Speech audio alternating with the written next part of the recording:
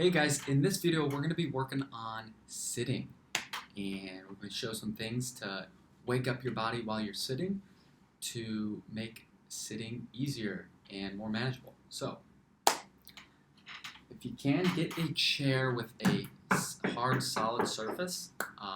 We don't want something with too much cushion, like a sofa or a bed. We want something with a good hard surface so that we can feel what's going on. And I'm sitting, so if you can sit towards the front of your chair and then feet flat on the ground, hands on your legs, and just start to feel where the weight of your body is going into the floor. So is there more weight on your right foot or left foot? Are they evenly balanced? Is there more weight on going through one hand than the other? And where do you feel the weight on your butt? Is it more to one side? Is it more to the other side? Is it in the middle? Is it towards the front? Is it towards the back? Okay. And before moving, just kind of feel and get a sense of where that weight is. And I want to show you something, my little friend here.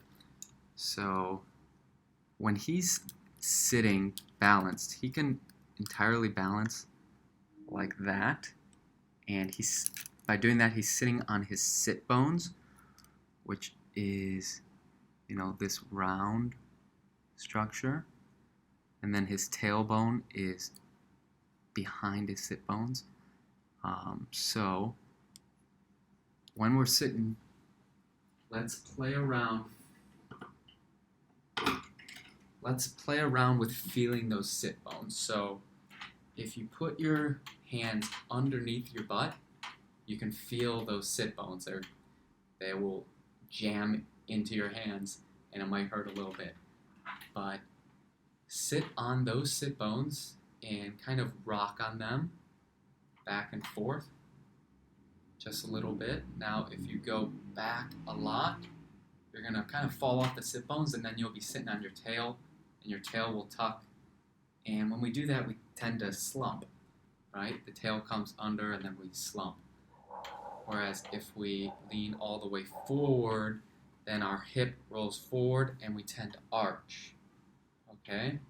Now, let's go back to the happy medium, which is in between. We're going to be on those sit bones. So if we put our weight over our right sit bone, and then put our weight over our left sit bone, and then back to the center, and just feel which sit bone you feel that more weight is going through. Okay? So I kind of feel that there's more weight on my right. So I'm going to put my hand under my right sit bone, and what I'm going to do, you can also alternatively put a book under the sit bone to feel that, because it might hurt your hand when your hand is there. So I'm going to put my hand here on the right sit bone, feel that weight going through the floor, and I'm going to tilt my body over to the other side, and I want to feel that I'm pushing all the way from my foot, through my knee, to my hip and sit bone, so that, I can feel that push all the way through. Then I'm going to push with my leg to tilt my whole body onto the other side, and then I'm going to come back onto that sit bone and feel that weight. Same thing, I'm going to push a little bit, tilt, and then come back. Push a little bit, and then I'm going to come back, feeling that weight going down on that sit bone and crushing my hand. Again, you can use a book to make it easier. Okay, now just feel again, how does that feel, the weight on one sit bone or the other sit bone? Has anything changed? Maybe, maybe not.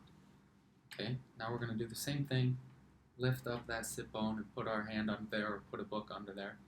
And then we're going to tilt over, and this time, see if, if it's easier to round your back and then come back, or maybe you're going to tilt and arch your back and then come back, or tilt and just stay tall and then come back.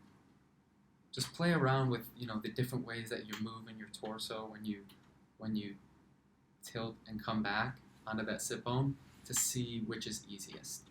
Because ultimately there's no right or wrong way to move, but the right way is the one that feels easiest for you. Okay? So you can do that same thing on the other side as well. And now, let's move on to the next thing. So what we're going to do, again, put our hand under that leg, and this time we're gonna push through that leg and tilt, and this time we're gonna rotate our body over the other sit bone. So we're gonna rotate our body over the other sit bone. So essentially our hip and our knee on this side that our hand is under is gonna move forward, and then we're gonna rotate back, and then it comes back. So we're gonna